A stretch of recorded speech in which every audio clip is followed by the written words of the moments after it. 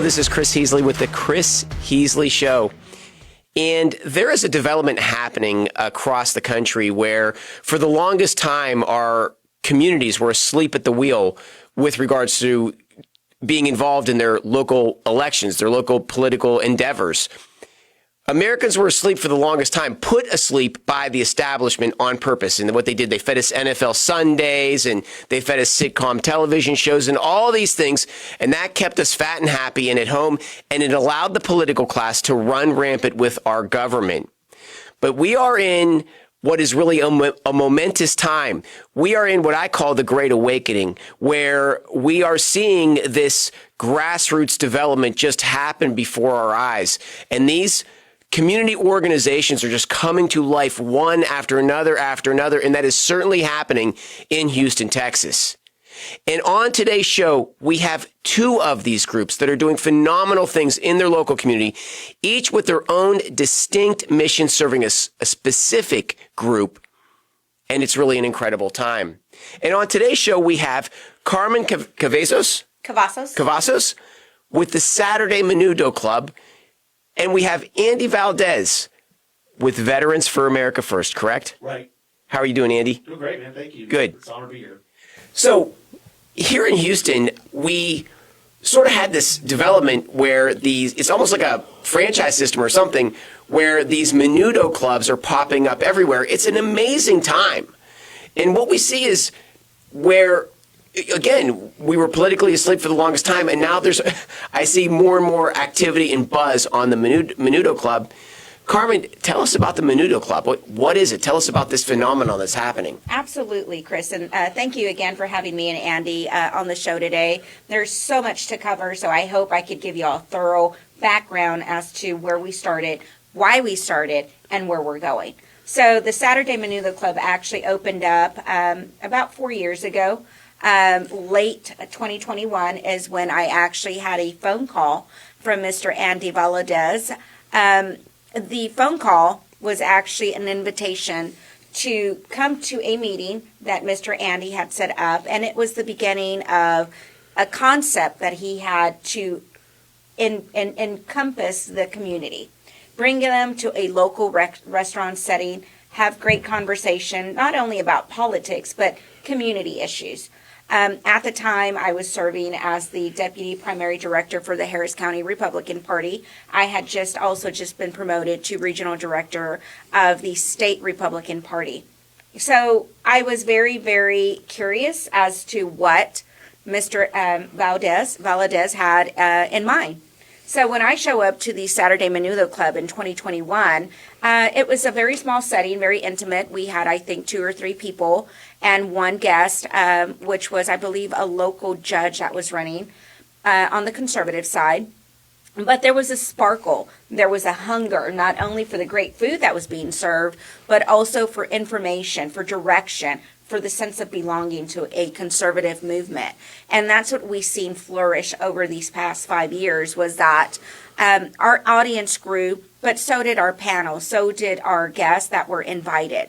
Now we range from community activists, people who would like to come in and speak on topics of what's occurring within the community. We have local candidates that have come in, state candidates, and federal candidates. So what we really are doing is we are embracing the community that typically was not paid attention to before, our African American brothers and sisters, our Hispanic brothers and sisters. So we started to grow our base, and now we average maybe 60, 70 people per meeting. And one of our strongest showings was when we had a gentleman that was running for governor,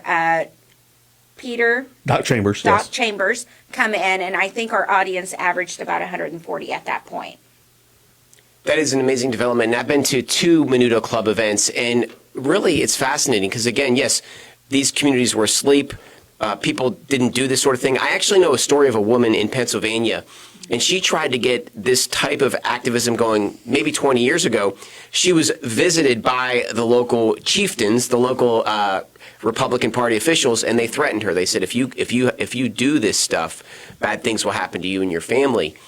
And it's just a different day and age, largely because of the internet and the ways information spreads so quick, and it allows groups like yours to really blossom and grow. Yes, it's really been I guess, a journey, an adventurous journey. And I say that because we have had our ups and downs. There have been attempts to mimic what our club actually has stood for. But what we do is we actually welcome the attention because it actually awakens more people. And the sense of wanting to come, wanting to participate in our meetings, we have a discussion called Stir the Pot.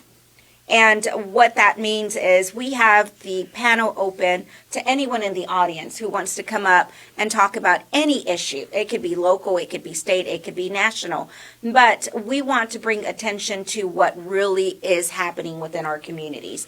And that is the purpose of our club, is to embrace our communities, to grow the conservative voter base here in not only Harris County, but in Texas and national races. So I really, really do emphasize that our purpose is to make sure that our audience is informed, that they have proper knowledge of what's happening during our elections and what can happen if they need a resource and who to reach out to. Okay, so let's move to Veterans for America first. Andy, tell us about your organization and what its purpose is. Yes, I'm honored to serve as the Grassroots director. Originally, I'm a marketing guy. I'm a Marine vet, and really had always been conservative and realized it, though we grew up conservative Hispanics. We pray, we work in the community, education, military service, those types of things. But, always warned in business, stay away from politics, right? Business and politics don't mix. But when Trump ran in 2015, I volunteered on the campaign. So I was the original OG, if you call it that, Veterans for Trump and the Latinos for Trump. And so ultimately we gave permission for other people to, because a lot of people didn't know, why is he running for office, that kind of thing. And so ultimately, fast forward to the future, Kimberly Moyers, who's really strong for veterans issues and national security, which I am as a watchman, I was like, there's a lot of things going on in our country that, again, you mentioned it, people weren't paying attention to. It just seemed to kind of land on our doorstep. And so Veterans for America First is really targeting patriotic veterans that served. And I'm very thankful for the American people that pay the taxes for our training. Because, in the Marines, the Navy SEALs, the Army, you go get some awesome training. And then you all swear the oath to defend and protect our Constitution. But it seems like lately, we've got politicians that get into office, they swear the same oath, but then they go to work to usurp it. Yeah, the problem for your organizations is that you serve as a threat to the establishment. So what happens is that the local candidates come to your organizations, they come to your events, and then they will use you to get elected. But once they get elected, this arrogance comes into them. We call them elected officials, and they believe that they are the official. And then they want to decide. They don't want your influence anymore. They want you to go away. And one example, okay, so that's one thing I think about the challenge of your organizations is when you actually, because when you find yourselves going up against these groups, it's very tense. Yeah. They expect you to obey them, and they give they give a lot of pressure. They put pressure on you in so many ways.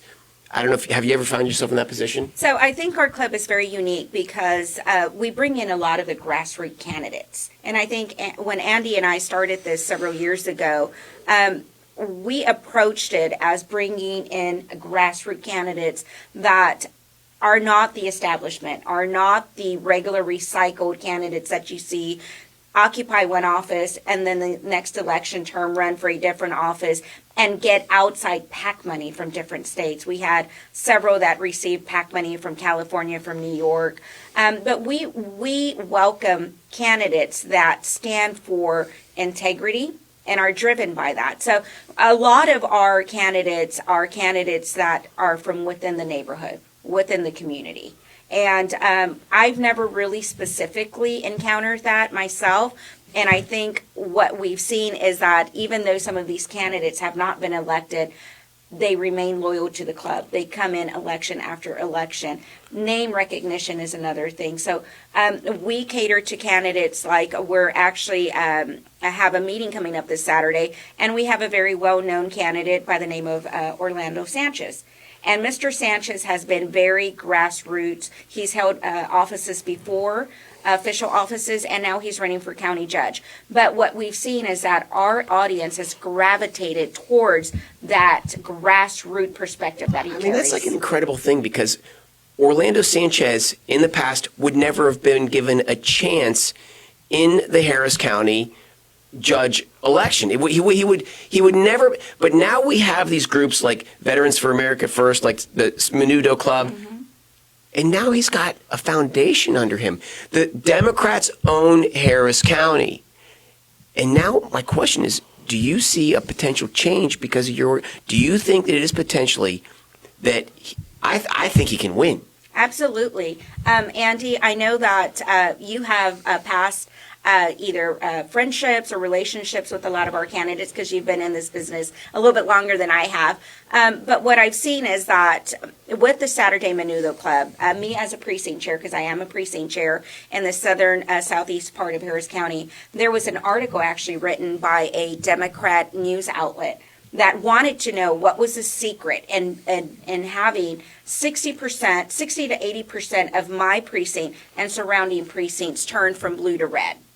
And I credit that with being out in the community, representing the Saturday Menudo Club, inviting on an open platform. And I think that's especially good for the cause of grassroots, but it also brings the establishment recycled rhinos to a stance where they say, what is happening? Who is this club? Where did they come from? And where are they going? So we are going to keep the momentum going forward with Patriot, grassroots, community, and candidates. But they still have one tool that we don't have an answer for, which is election theft. Mm-hmm. Our elections are not secure, and you don't see anyone taking this on with a passion. At the state level in the state of Texas, they are taking a light look at it and nothing more. These runoffs that just happened, we have Democrats and Republicans that are asking the question, did they invert the votes? There were players coming in that were a threat to the establishment, both on the left and the right. And they were expected to win, and they somehow lost. And the anomalies are just too much. And you have to start asking, is it statistically impossible that all these coincidences, these supposed coincidences happened? In Fort Bend County, they shut the elections down because of something to do with the jump drive. How in the world can you do that and not have the Texas Rangers immediately making arrests? Clearly, that is funny business. Yeah. So what I'm trying to say is that I appreciate all of your activism, but what is your answer to that very credible threat to our future that is not being addressed, not even a little bit, by our elected leaders, these grassroots leaders that we put in there? I don't hear them going and making a big deal about this. I think those are excellent points, Chris. When I was a deputy primary director for the Harris County Republican Party, I sat in on many meetings that were hosted with the Elections Administrator's Office, with the Harris County Republican Party. I wrote many reports and many recommendations on how to secure our elections. Unfortunately, that never went past our party locally or state. I cannot point any fingers because I don't know where it stopped, but obviously we do have an issue with our elections. There was evidence that was submitted that showed tally votes being in real time flipped and changed. There were videos, there were affidavits. In this past election or previous, yeah, right. in 2022. Oh, yeah. Mm-hmm. And then of course the paper issue with running out. So I was in the office during that cycle. And unfortunately, there was information that led up to that occurrence on Election Day. Of course, reports were done. There was many issues. We have over 1,100 precincts in Harris County. Each party sits down with the Elections Administrator's Office and decides what precincts are going to have polling locations. A lot of people are unaware that you can have a say as to where a polling location can be stationed. Election workers, a lot of people don't realize that each party staffs, gives names for judges, for election workers, for alternate judges. So I think the parties, especially the Harris County Republican Party, has to make it a better known fact that if you are a registered voter, if you are a Harris County resident, if you are 18 years or older, you can sign up to become an election worker and work one of these polling locations for oversight. That guarantees that there are eyes on what's happening during the election. It guarantees that a candidate, if they would like to have a poll worker, or excuse me, someone watching the polls for them, that is also an option. So there's so many things that can actually be proactive, but we need the party to come out and give that information to the public. I mean, I guess my point is that it's so obvious that they want to. I'm sitting here making the assumption that they're stealing elections. And my opponents will say that I'm delusional, right? But let's look at the facts. As you said, they ran out of paper in Republican precincts in Harris County in a recent election. In Fort Bend County, an election machine went missing during the elections. In Fort Bend County, the district attorney created an elections task force for the specific purpose that he could have a bird's eye view over the elections. In Fort Bend County, they redistricted the county specifically to be able to determine the outcome of elections. It is clear that it's like the establishment wants to keep the football. They want to have an effect on those elections. So when we bring questions that we don't have answers for, it just looks like suspicious. We don't know what questions to ask, but we just, in our gut, we smell a rat. And I just think that election integrity, I really think that the Texas Rangers should be getting involved in Fort Bend County right now. I don't know why that isn't being demanded. But that's my little rant on election integrity. You got anything on that one? Yeah, it gets down. There's a difference between leadership and likership. So unfortunately, we've been infiltrated. That's where Veterans for America First, again, we want candidates that are for America first. That means whatever shenanigans comes your way, you've got a decision to make. And we do have the First Amendment and we do have the Second Amendment. Right. So that's a very strong stance. When we didn't have constitutional carry, people got it twisted. They were like, okay, licensing your rights away. Other organizations that really weren't stepping up to fight for that right. And of course, I'm a watchman. I'm a Marine. I'm like, why are they trying to take our guns away? Because the government plans on doing stuff you shoot them for. That's the history. And so as a dad, as a husband, concerned about what's going on in our country, I fought hard for the Second Amendment as well as the First Amendment. So to answer your question is the media. We didn't have the media like we have today. There was shadow banning happening. Organizations that were veterans groups didn't say anything about that. They didn't say anything about the voter fraud. Well, you had the threat back then of the feds red flag lawing you or doing other things to false flag you and these sorts of things. These groups like yours at that point were very vulnerable to real threats by our own law enforcement. Yeah, thank God that Trump had the Veterans for Trump and the Latinos for Trump to get voices to the folks that didn't really have a say. So again, candidates came and went, and a lot of them were afraid of the uniparty. They were like, man, if I support Trump, I'm going to lose voter support or whatever. It's like, well, you know what? You got to decide. This is a country worth fighting for. You're going to have to step up. And tyranny hates when good people come together. They hate it. They can't control the conversation. That's why we brought cameras. That's why we did live streams. That's why we did a lot of social media. And so we are different from the other groups because we bring the video to the event and we memorialize the conversation. We put it out on the interwebs, as they say, for people to discover on their own, because it does take, like, hey, if you're going to learn about this country, you need to hear from the people that are sounding the alarm. You don't beat up on the watchman like Kimberly Moores, who's telling you, like, hey, we're being infiltrated. Even within the Republican Party, you've got candidates that haven't been vetted. Well, we also have to focus in on and be honest with ourselves and be honest with the voter and be honest just with the residents of Houston, of Harris County, of Texas. Recently, it was announced that our Secretary of State would be stepping down. And there was many clubs that band together, the Manila Club for one, and also Veterans for America First, that wrote a letter in recommendation of Aaron Rice replacing as Secretary of State.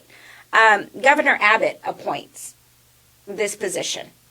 And you have to wonder, he appointed our last official in that office, but what happened? Were the voter rolls cleaned? Was the information on these databases ever really looked into for accuracy? I know that the Republican Party, the RPT, when I was an employee of them, we relied on the Secretary of State's information. We also relied on something called GOP database. And as we went through this information, there was inaccuracies left and right. So if you really want to get down to, is our information on our voters correct? Who is responsible? Who will take the initiative to get it done? What has Governor Abbott done to actually get this going? Has there been any talk about who will be replacing Jane Nelson? What happened to all the letters that were mailed from numerous clubs throughout Harris County to the governor's office? There's been zilch. Nothing talked about.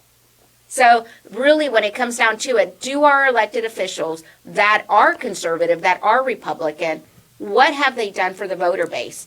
Are they somehow complicit with what is actually happening? The higher you go in government, if you're Republican, if you're Democrat, do you really become the uniparty once you get to a certain level? I mean, all these people, all these candidates that have somehow made it on the ballot, that have gone from one office to another and recycled one to another, who is funding them? Who are these super PACs that are giving them money? Why is it that they can afford a mailer every day in Harris County, which can cost $50,000, $60,000, $70,000, $80,000 per mailer?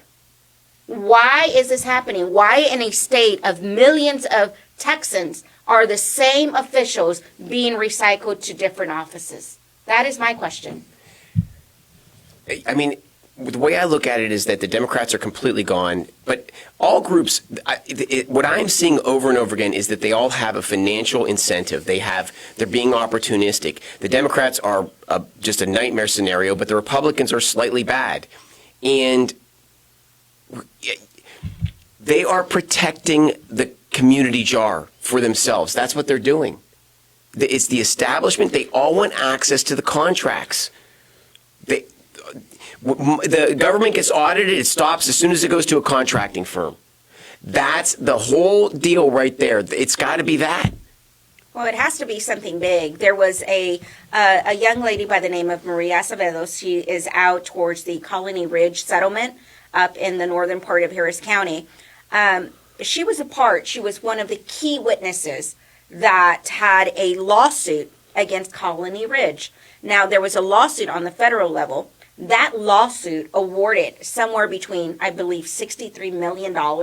I might be mistaken on the accuracy of the number, but the lawsuit was won because it showed that this contractor or home builder was not being honest in practice when they were selling the properties, the land that was up in that area. Now, why am I bringing that up? There were numerous candidates that just got elected in our primary that were somehow involved with Colony Ridge. To what extent? That's a great question. I can't give that answer. But what I'm saying is, why is it that our voter base is not educated or exposed to what the true facts are? I mean, like, it's coming. I mean, we had Natalie Blasingame on, and she was running. She was a school board president up in Cyprus. And she developed a theory that they're building a layer of cheese into every contract that goes out in the school contracting process.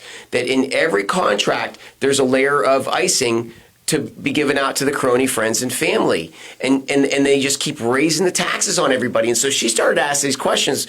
Maybe we don't need to raise taxes. Maybe we just need to audit this financial spending. And they took her out. Mm-hmm. She did not win re-election. And that's the pressure. That's where groups like your group and your group, where we need to come together, because I'm telling you, when you go, they are trying to get control of the county elections. Fort Bend County is the fastest growing county budget in the state, and there is such an effort to pick candidates, and you see Republicans picking Democrats. They're not officially Democrats, but they're all voting like Democrats for local offices, and we're asking why. Well, why? It's because they want to. It's the friends and family. They're protecting. They want control of those contracts. That's my theory. Yeah, I believe I've seen so much happen during my past 10 years in politics that leads me to believe that if you are not grassroots, if you are not devoted and you do not have the integrity and honor and you value what it truly means to be a patriot, somehow in some way you're caught up in the uniparty. People have to lose their financial incentive. In the Revolutionary War, people gave up everything. They lost all their earnings, all their savings. And we have to get to that point, right? Christ's whole point was, if you love your life, throw away your money. And I think what he was attempting to say is that don't place such value on it. Morals and ideas matter more. I'd like to take a quick break for our featured product, which is the X39Patch, the most amazing medical technology ever introduced to man. It is amazing. It is photolight therapy. It's photolight therapy. It's a patch. I have mine right here. That's my X39 patch. I put it on my body 12 hours a day. And what it does, it projects light into your body. Just light. No ointments, no salves. It just projects light into your body and it triggers the copper peptide, the most dominant peptide that exists, the peptide that has domain over the aging functions. It triggers that copper peptide and then it wakes up sleeping stem cells. Stem cells, the essence of life. When you were a baby, you were overflowing with stem cells.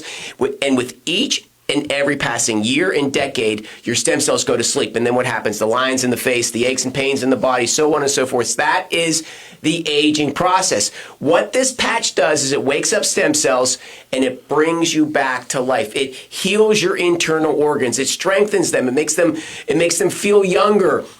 And the benefits extrapolate outward in the body in all different ways. For me, I wore this patch within 60 days. I had an incredible amount of energy. I used to fall asleep at red lights. I was always sleepy at the wheel, always have to stop at an exit for a power nap.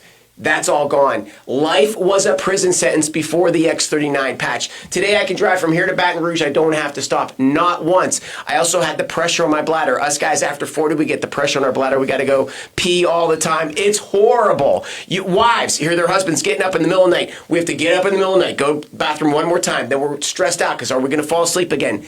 That prison sentence is over for me. It extrapolates outward on the body in all different ways. I'm 54 years old. I do Olympic freestyle wrestling. I'm basically doing fist fights with 20-year-olds twice a week, and I have no aches and pains in my body. My body feels incredible. I have a friend in Dallas-Fort Worth area. She's 70 years old. She fell in the shower. She hit her head on the soap dish. 10 years plus of incessant headaches. She does the X39 patch. The headaches go away. I have a friend in Sugarland. He gave the patch to his mom. His mom would walk miles every day. She's in her 70s. She couldn't walk anymore because she had some pain in her foot. They didn't have money to go to the doctor. They did the X39 patch. She's walking again within 30, 60 days. It's the most amazing patch. But most importantly, and this message is for the ladies, it makes you look younger and more beautiful without question. And I know that's important for the ladies because what it also does is it reactivates your collagen. Okay, so when you go buy collagen from the store, you're buying it from a farm animal. They're pulling it from some sort of farm animal's gut or whatever, and you're drinking that stuff, right? That's not the X39. The X39 activates your own collagen. Go look at the Chris Heasley Show page. We're putting before-after pics. Go look at these older people that are turning back the years. It is the fastest-growing direct sales company in the world today, and you can get it here at the Chris Heasley Show. Inbox me, find me on Facebook, or call or text the number. Call or text 330-606-2304. It's also an incredible business opportunity. It's the X39 patch. I'll put my patch away now. Getting back to it. Okay, guys. We had an incredible week this week.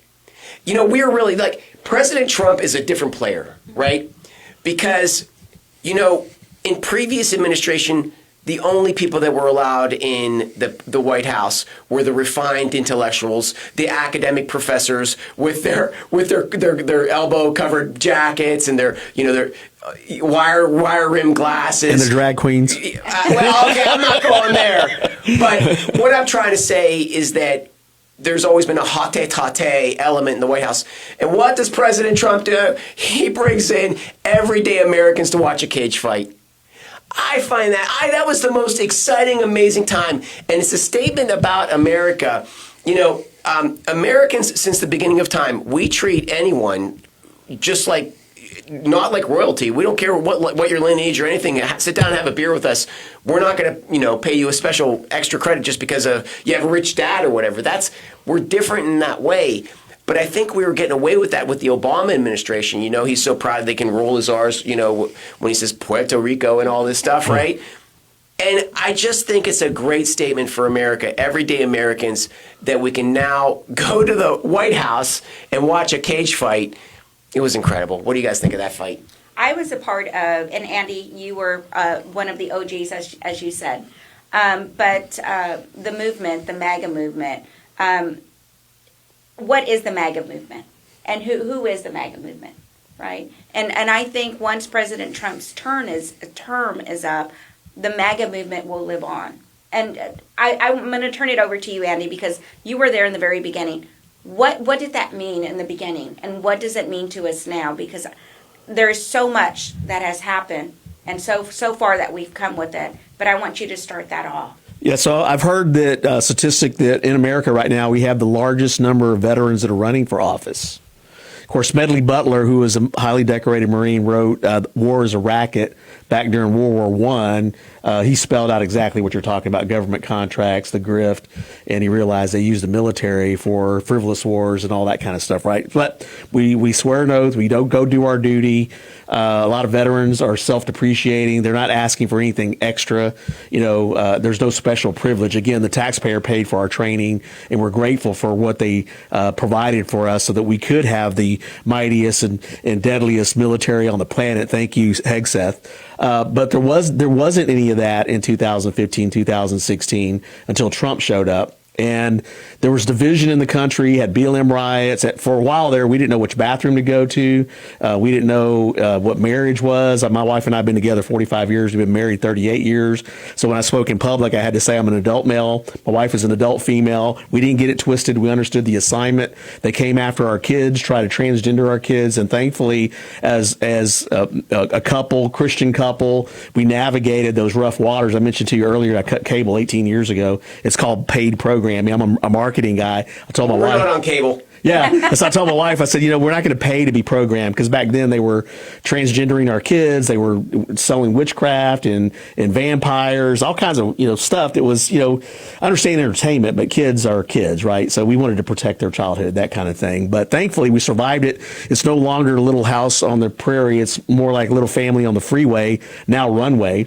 And we got it together. We have a great country. There's plenty of opportunity here for entrepreneurship, vocation, education. That's another vision for the Veterans for America First, is like, we got families. You affect a vet, you affect the wife, you affect the kids, you affect the community, because we're givers. We love being good people. We love protecting our neighborhoods, because, the thing is, when we had the BLM riots, they were threatening to come into neighborhoods. Well, that was a time of vigilance.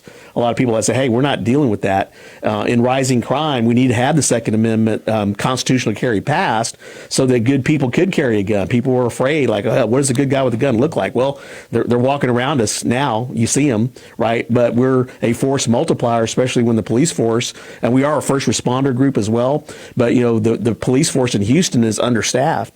We need 10,000 police officers on the street. I think we got less than 5,000, and they're not. Unfortunately, suicide rates are up across the board for youth to elder, military to those that are law enforcement as well. But thankfully, I think there's a lot of resources now to help people, but we're not all PTSD, right?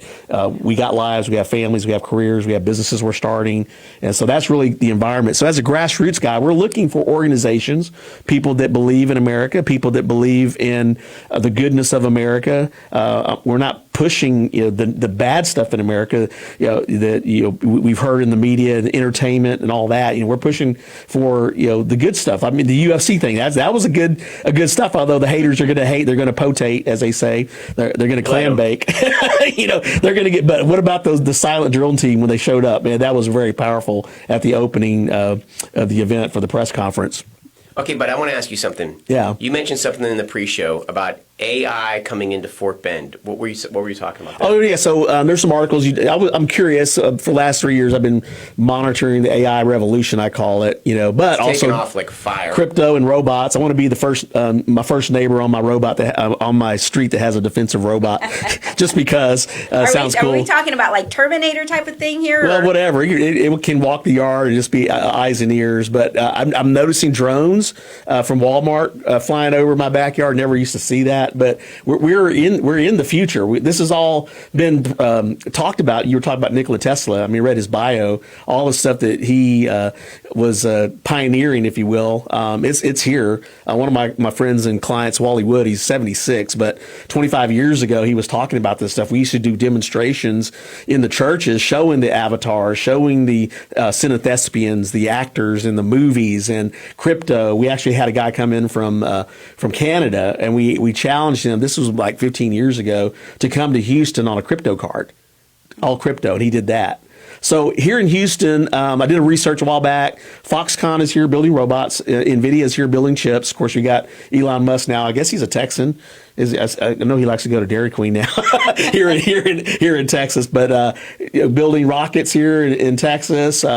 So robots are coming. I went to my past church with a pastor here in Katy, and we were out going on a walk and a jog, and there was a robot cutting the grass. You've seen those. They're like $3,000. If you are tired of mowing your grass, you can get a robot to do it for you. Just like everything, right? There's a yin and a yang. So technology is good. It's great. And we're advancing. And it's good for competition economic-wise. But there's also, what's the downside? And this is something that was discussed at the Saturday Menudo Club with some of our official electives that are in office currently. There was talk about Fort Bend having one of its commissioners champion an AI plant coming into the city or into the town. But what are the downsides, right? I've heard and I've read that there is a rise in temperature around the data centers that can affect communities, can affect the environment. So how does that long-term look for people, for communities? That being said, that video's online too. Yes, so it is online. Andy records all of our Saturday Menudo Club meetings, so that is online. For those of you that want to go back and listen into it, our website is SaturdayMenudoclub.com. But that being said, is how does AI centers affect us? We've all watched Terminator, I'm sure, with Sarah O'Connor and Arnold Schwarzenegger. How does that, if anything, mimic or reflect on what we're doing? Okay, I gotta say something. You ever think about this? Like, AI comes out of nowhere, right? Do you really believe that they just invented it? No, I mean, like, okay, so you look at GPS, right? GPS just all of a sudden comes out of nowhere. The most amazing developmental technology ever. And we don't even question it. Okay, but getting back to AI. There was this theory about something called quantum computing that existed for a very long time. And now AI is here, and I believe that quantum computing is AI. I just want to put my theory out there. So who owns the concept of AI? Right, who did it? Who and where did it come from? And who is profiting off of it? Because obviously everything is done with profit, right? So who now is profiting off of it? So we talked about the gentleman, Nikola Tesla. So he was murdered. Right. Who murdered him? Right. So that's another thing. Nikola Tesla was developing all these technologies that would have liberated man, okay? And they say that he got hit on the street. Back then, the 1920s, cars didn't go 30 miles an hour. He didn't get hit. He was murdered, And so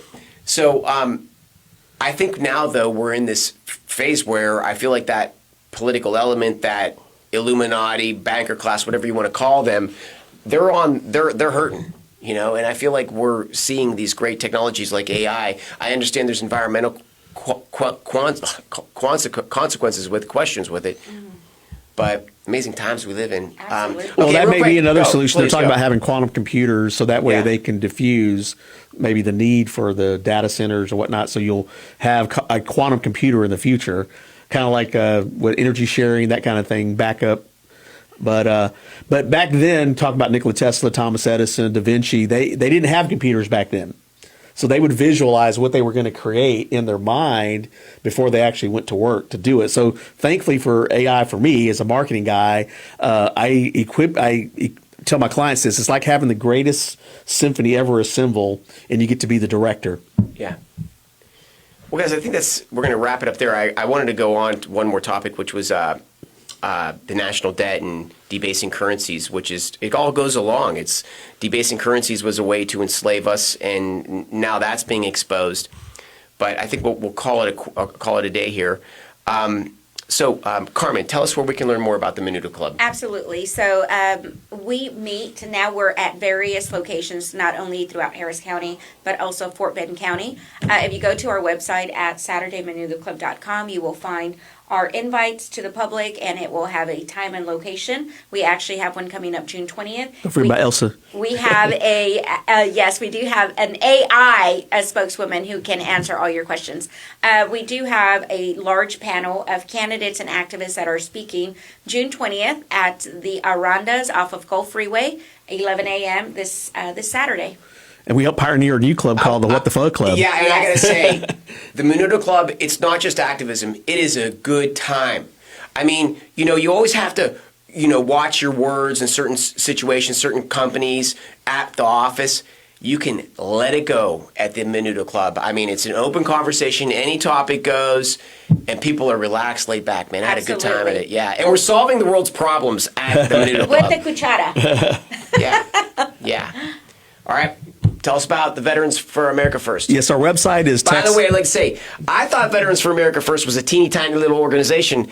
This organization is considerable. It's a large national organization. Yes, it is. And we have, different states. So we have our new president, Nick Tran. And I've had Nick on the show twice. Yeah, he's awesome.